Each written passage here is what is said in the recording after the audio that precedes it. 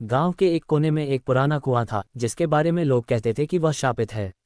लोग मानते थे कि कुएं में एक चुड़ैल की आत्मा कैद है जो रात को अपने शिकार की तलाश में बाहर निकलती है। किसी ने उस कुएं में झांकने की हिम्मत नहीं की थी। एक दिन गांव में एक नया शिक्षक अरुण आया।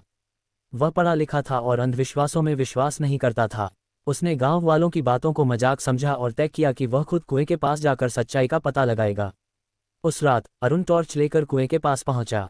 चारों ओर सन्नाटा था और हवा ठंडी थी। जैसे ही उसने कुएं के अंदर झांका उसे पानी के अंदर हलचल महसूस हुई। अचानक पानी से एक अजीब सी आवाज आने लगी, जैसे कोई उसकी तरफ बुला रहा हो। अरुण ने सोचा कि यह उसका वहम है और वह वापस लौटने लगा। लेकिन तभी उसने अपने पीछे किसी के चलने की आहट सुनी। उसने मुड़कर देखा तो वहां एक औरत खड़ी थी। वह सफ़ेद कपड़ों में थी, उसके बाल बिखरे हुए थे और उसकी आंखें लाल चमक रही थीं। औरत ने धीमी आवाज में कहा, तुमने मेरी शांति भंग की है। अब तुम भी इस कुएं का हिस्सा बनोगे। अरुण डर गया और भागने की कोशिश करने लगा, लेकिन उसके पैर जैसे जम गए थे। वह कुछ भी कर पाने में असमर्थ था। अचानक औरत ने तेजी से उसकी तरफ कदम बढ़ाए। अरुण ने पूरी ताकत से चिल्लाया, मुझे माफ कर दो, मैं यहाँ गलती से आया हूँ। इतना सुनते ही वह औरत रुक गई। उसने कहा, ये कुआं मेरी मौत का गवाह है। मैंने यहाँ छलांग लगाकर अपनी जान दी थी।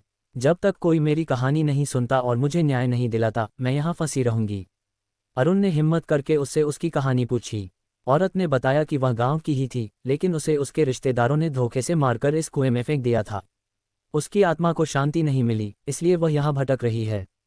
अरुण ने अगले दिन गांव वालों को ये बात बताई और सबने मिलकर उस औरत के लिए पूजा और प्रार्थना की। उसकी आत्मा को शांति मिली और वह चुड़ैल कभी नहीं दिखाई दी। संदेश: यह कहानी हमें सिखाती है कि हर आत्मा को न्याय और शांति की आवश्यकता होती है। अंधविश्वास के पीछे अक्सर कोई सच्चाई छिपी होती है जिसे समझना जरूरी है। क्या आप और डरावनी कहानियां सुनना चाहेंगे?